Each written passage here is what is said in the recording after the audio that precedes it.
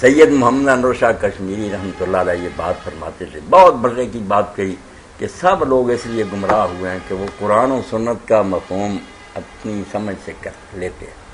یہ کوئی نہیں کہتا کہ یہ ہوا میں اٹھتا آپ تک پہنچا، صحابہ نے سنا، بعد میں اتنے نیک لوگوں نے سنا، کیا مفہوم سمجھا انہوں نے؟ سلف کے منہج کو جب کوئی شخص چھوڑے گا نا، آپ یقین جانے وہ گمراہی غامدی بن جائے گا،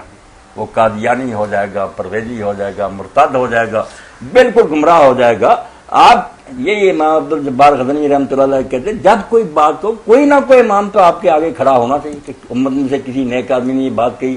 آپ ایسی بات کہیں جو کسی نے نہیں کی، اس کا مفہوم کیا نکلتا؟ آپ غامدی صاحب کی طرح جتنے چاہے علم و دانش کے دعوے کریں کہ میں تحقیق کر رہا ہوں، میں نہیں کسی کے پابند، مگر نتیجہ کیا کہ خدا نے ایسا دین اتار دیا جس سے کسی کے پلے کچھ نہیں پڑا۔ 1400 سال تک وہ ماما لا ینحل رات، خدا بھوٹا جس نے ایسی کتاب اتاری جو لوگوں کی سمجھ نہیں ہے، اس کا رسول معاذ اللہ جو ہے نا وہ خائن ہے جس نے دین کی وضاحت نہیں۔ کتنا دین برباد ہو جائے گا، خدا سے ڈرنا چاہیے، بالکل بہت تشریح لینی چاہیے جو سلف صالحین سے آ رہی۔ کسی کے حوالہ تو آپ دیں کہ فلاں ایک آدمی نے سمجھا، ورنہ اعتراض خدا رسول پر ہو جائے گا کہ اللہ رسول کو بات کرنی نہیں آئی کہ لوگ بیچارے کوئی سمجھ ہی نہیں سکے۔